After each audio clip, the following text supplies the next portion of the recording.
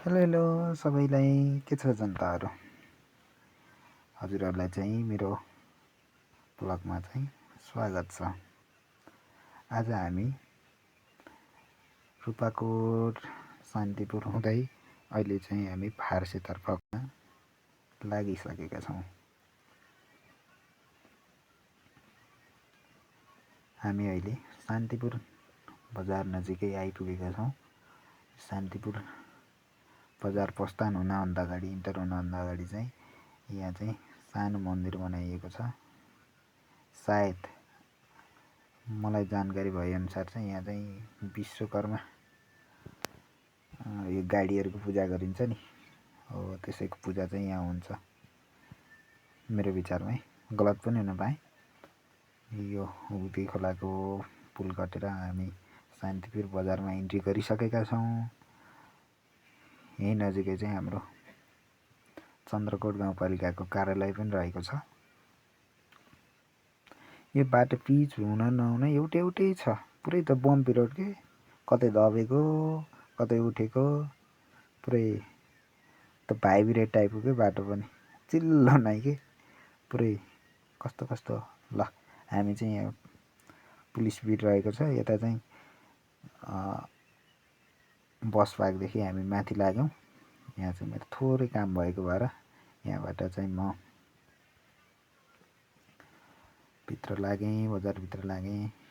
चाहिँ थोरै सामान लग्नु पर्ने छ मैले, त्यसको लागि म यहाँ भन्छु। अनि यहाँदेखि चाहिँ म फर्किन्छु। फर्केर फेरि म फेरि रूपाकोट होइन, म उता गुवागातिर लाग्छु है। ल हामी चाहिँ पसल नजिकै आइसकेका छौँ। दाइ पो हुनुहुन्छ कि नै, खुल्लै रहेछ है बजार चाहिँ। दाइलाई मैले भन्छु, है दाइ मलाई सामान चाहिँ रेडी पारिदिनु होला भने। दाइले चाहिँ छिटै आऊ है, कति बेलासम्म आउँछौ भन्नुभएको छ। मैले 3 बज्छ होला दाइ भनेको। ल ठ्याक्कै 3 बजेसम्म यहाँ आइपुग भन्नुभयो। भन्नासाथ म यहाँदेखि फर्किन्छु। ला मेरो इन्डिकेटर चाहिँ बोलिरहेको छ है, मैले ख्यालै गरेको रहेछ। यो मेरो यो क्यामेरामा चाहिँ मैले माइक फिट गरेको छैन, त्यही भएर चाहिँ भोइस ओभर गरेको है। यो टाइल बिछाएको रोड पनि पुरै के अरे बम्पी छ क्या। त्यो बाइकको ट्रायल दिने बेलामा हुन्छ नि त ब्रेकर टाइपको, हो त्यस्तै छ ट्याक्कै। अब यहाँदेखि चाहिँ म माथि लाग्छु। मैले भन्थेँ नि यहाँको पिच पुरै होद्र्याएछ भनेर, त्यो पिच गरेको कि नगरेको जस्तो छ। ल अब यहाँदेखि माथि चाहिँ पुरै अफ रोड छ। अफ रोड पुरै लागेर हामी गुवागातर्फ लाग्यौँ।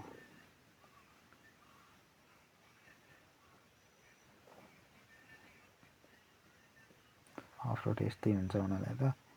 धन्न यो पानीले चाहिँ बाटो त्यति धेरै चाहिँ बिगारेको छैन। हाम्रोतिर त अहिले पानी परेकै नै छ, तर धन्न बाटो चाहिँ बिगारेको छैन है।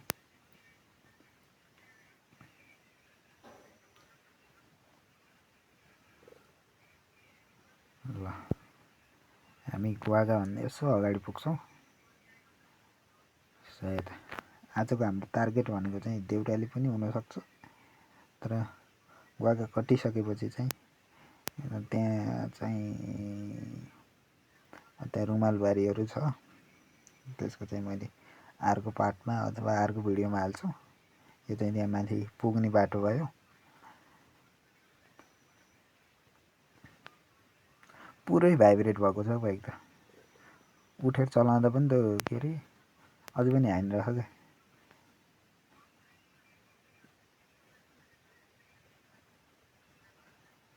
अब हामी माथितिर लागेछौँ। यतातिर चाहिँ गाडी त्यत्तिको चाहिँ चल्दैन क्या, त्यति साह्रै बिजी रोड चाहिँ होइन। भित्री बाटो भएपछि यस्तै पनि हो हुनलाई, तर हाम्रो यताको तलको मेन रोड पनि यस्तै छ। गाडी ठ्याक्कै 10 बजीतिर चल्छ, अनि के दिउँसो चल्छ त्यही हो। अनि गाडी पाउनु गाह्रै छ।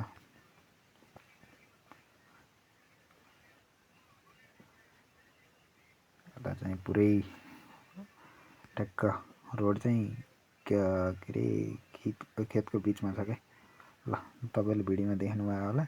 पारी चाहिँ हाम्रो चन्द्रकोट हस्पिटल नजिकै आइयो हामी। हस्पिटल साइडमा छ।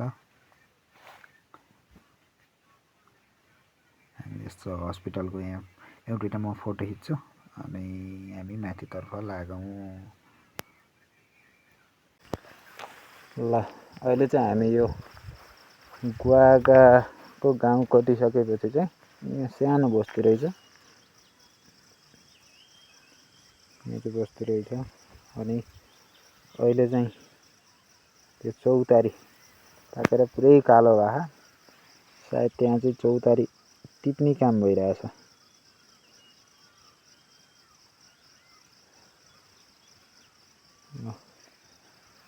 यसरी चाहिँ अहिले चौतारी अनि अरू के भन्छ विभिन्न फलहरू जङ्गलमा फलिरहेछन्। अहिले बाटो खनेको कि त्यस्तै छ, बिचबिचमा खनेको जस्तो पनि छ। हेरौँ अब माथि पुग्ने बेलामा चाहिँ पुरै बादलले छेक्यो क्या। बादल ठ्याक्क लाउने बेला भएछ।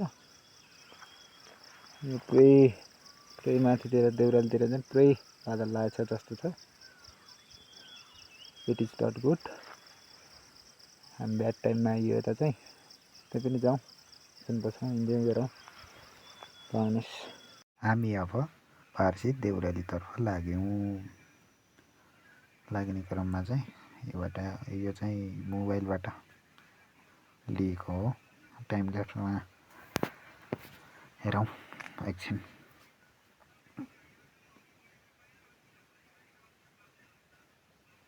सो फाइनल्ली हामी चाहिँ अहिले फारसे देउराली पुगिसक्यौँ। पुरै हावा लागिरहेको छ। अहिले यहाँ कोही आएको रहेछ, म एक्लै छु। गर्मी भयो अनि थकै भेट्दै अब हजुरहरूलाई चाहिँ यसपछिको भ्यू